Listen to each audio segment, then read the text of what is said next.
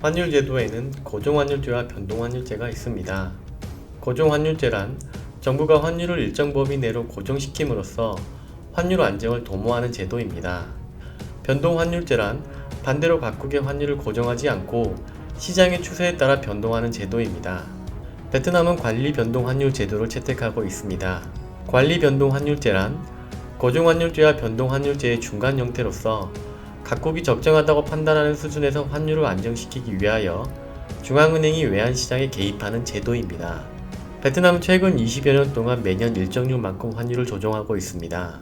그런데 지난 8월 로이터 통신은 미국 재무부에서 베트남을 환율 조작 판정하여 미국 상무부에 통보하였다고 보도하였습니다. 미국 재무부는 베트남이 자국 중앙은행 등을 통하여 220억 달러를 매입해 베트남의 실질 환율을 3.5에서 4.8% 떨어뜨렸다고 판단하였습니다. 즉 베트남의 통화 가치를 고의적으로 하락시켜 베트남의 수출에 도움이 되게 운용했다는 것입니다. 예를 들어 1달러에 2만동이라고 가정해 보겠습니다. 미국 소비자는 2만동 가치의 상품을 1달러로 구매가 가능할 것입니다.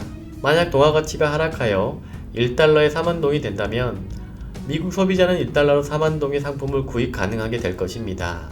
이는 예전과 같은 2만동짜리 상품을 구입하려면 이제는 0.5달러만 있어도 되기 때문에 미국 시장에서는 베트남의 상품의 가격이 저렴해진 효과를 가져와 베트남 상품이 더 많이 팔리게 될 것입니다.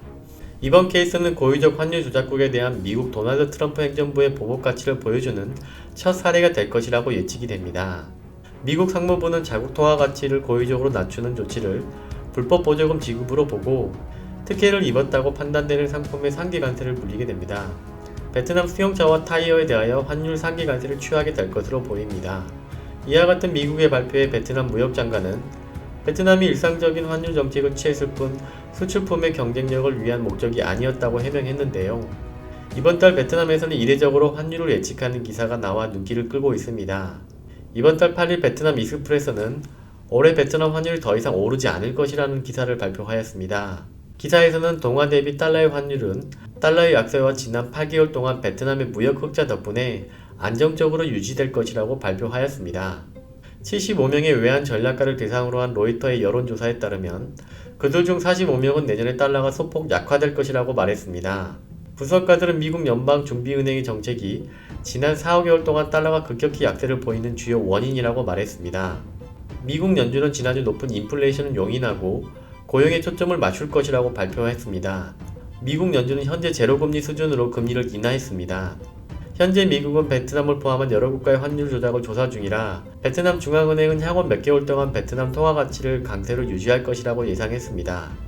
따라서 베트남 중앙은행은 미국 재무부의 환율 조작국 적용을 피하기 위하여 올해 연말이나 내년 초까지는 베트남 외환시장에 개입하지 않거나 미미하게만 개입하여 베트남 동화를 강세로 유지할 것으로 예상하며 기사를 마치고 있습니다. 베트남이 현재 감염병 영향으로 기업들의 수입이 줄어들고 있습니다. 결국 불황형 흑자가 나타나고 있는 것입니다. 경기가 어려우니 기업들은 제조를 줄일 것이고 자연스럽게 원자재 수입이 줄어들어 외국으로 달러 송금이 줄어들게 되는 것입니다. 이는 베트남의 외환보유고 증가로 나타나 베트남 동화 가치의 상승을 가져오게 됩니다. 마지막으로 신규 감염병 영향으로 미국이 양적 완화를 증가시키는 중이기 때문에 시중에 달러가 넘쳐나고 있습니다. 이는 달러의 약세를 가져와 달러 대비 동화의 가치 상승을 가져오는 요인이기도 합니다. 앞으로 베트남 환율이 어떤 흐름을 보일지 귀추가 주목되고 있습니다. 이상 문진차TV였습니다. 감사합니다.